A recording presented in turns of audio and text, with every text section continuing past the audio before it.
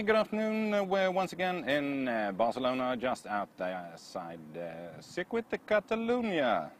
And it's been racing today, the feature race. We could do this ultra short. You started P14, someone ended P13. Yeah, I mean, it was result-wise not a great day, but I see quite a lot of positives out of it. We didn't have a good first lap. I did a decent start, but then first half of the lap I got a bit unlucky and lost a couple of positions. After that, though, we had really good pace throughout the race and very competitive lap times compared to the other guys in front. So yeah, I'm quite pleased with that. Yeah, you started P14, and P14 means that you started from the dirty side. Just how dirty is it compared to the clean side? For sure, it's a difference, and it didn't help me in the start. But as I said, I didn't lose anyone off the line, so that's good enough. What you can expect. Hopefully tomorrow, when we start on the clean side, we can make up a couple of positions instead. Yeah, you were, when the smoke had cleared the first couple of laps, you were P16 behind Gonzalez. Perhaps not the easiest guy to be behind. No, I mean, as I said, it was a bit of a bad first lap and we lost a couple of positions, and unfortunately we got behind Gonzalez and Gutierrez, which didn't have great pace during the first run. But when I got past Gonzalez and got in free air, we did really good lap times and was really competitive. So that's the first time in a long time I felt that we've been really good on the pace during a race. Yeah, many started pitting around lap 12, and you could show on the screen that when you went clean air, you had green sector times all along. You waited a bit for the pit stop. You went in on lap 18, and on my shoulder I heard Kenny shout, "Oh, perfect stop, perfect stop." What is the feeling when you're sitting, waiting in the car for the lollipop going up? Yeah, it's a bit of a strange feeling. This time actually I was just realized that I was sitting and sort of screaming at the boys, "Come on, come on, quicker, quicker, quicker!" But yeah, they did a good stop as they always do, and we went out in a good space, and I could catch up the next group quite quickly. And unfortunately, we didn't have the pace to pass them really, but yeah, we did well also in the second stint. Yeah, you had really good lap times. I was writing down every sector time. And you ended up in a train behind Nasser, Lima, Gutierrez, and then it was you. Just how frustrating is it being behind them? Because it's not easy to pass in a GP2 car. No, I mean, this track especially as well is quite difficult to pass. So yeah, it was a bit frustrating to not get past, because I knew we had a lot more pace than the guys we were around, but that's the way it is. We didn't have the best of qualifyings, and then you're going to find yourself in queues of cars. So we just had to accept that. But as I said, I take a lot of positives out of this race, which is great for the future.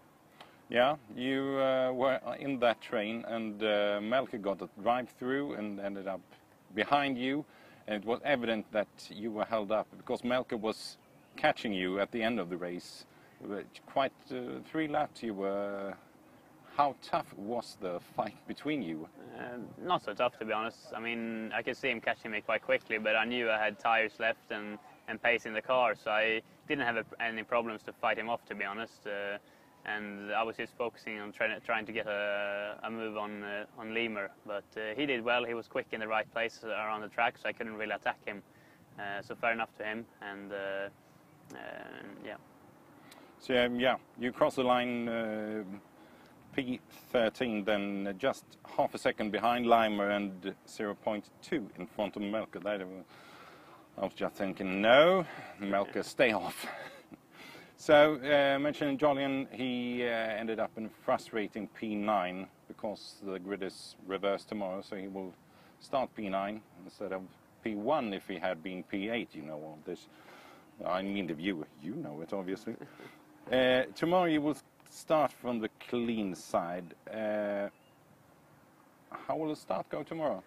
I think tomorrow I have a good chance to do a really good start and hopefully jump a couple of places. So my plan is to be top 10 after the first lap, or even better, and then get in the points in the top 8. So I think that's not impossible. I think it's really encouraging to see how quick we were in the end of the first stint, and tomorrow it's going to be just a one long first stint the whole race. Yeah.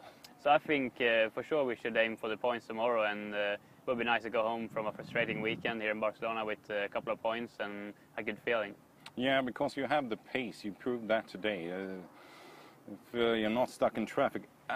Speaking about the first turn, just how risky is it going on the outside, having someone on the inside line there? It is a tricky first corner because it's a big break, but still it's quite quick, and you don't want to go too many cars aside through there.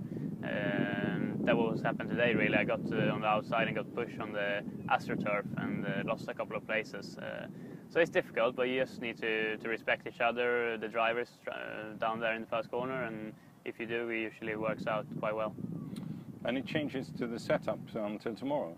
No, I think we will keep the setup quite similar to today, and as I said, we had a very good race car today, and hopefully I can make a better start and better first lap, and we can score some points. Sounds great. And now for the section we aimed at yesterday, which is the viewers asking questions. First we got one from Ayan Lili Bautista Rezo, probably your biggest fan here in Spain. She asks, you said that one of the best tracks in all aspects is Circuit de Catalunya. Why do you like it so much? I don't know, it's just a combination of the weather is always good here. It's close to Barcelona, it's a nice place, and the atmosphere around the track is always great. And then for some reason I like the track, you know, it have a good mix of quick and slow corners, and it's nice to drive around. So yeah, it's a mix of everything really. And now from Bernd Larsson in Sweden, who decides when to pit and when is this decision taken? We always have a plan before the race, which we decide between the engineers and the drivers when we have the sort of pit window, which we call it. And that's usually from, say, today we wanted to pit between lap 15 and 18. And then during the race, the engineers will make the decision, the final call, and I will give info during the run, how the tires are, and etc. So yeah, it's a combination between the engineer and the driver. Could you do a change of 2 and 4 change of tires during the race, or is that never changed? Yeah, we can do that. I mean, it's just we have radio communication, so if we want to change, if we have a plan to change 4 tires and we decide to change 2, we can communicate me and the engineer during the race if we want to change that plan. Okay, but tomorrow no pit stops, no changes of tires. You just have to let them last the entire distance. So that's all for today, and thanks and see you here tomorrow. Yeah, thanks very much. Looking forward to tomorrow.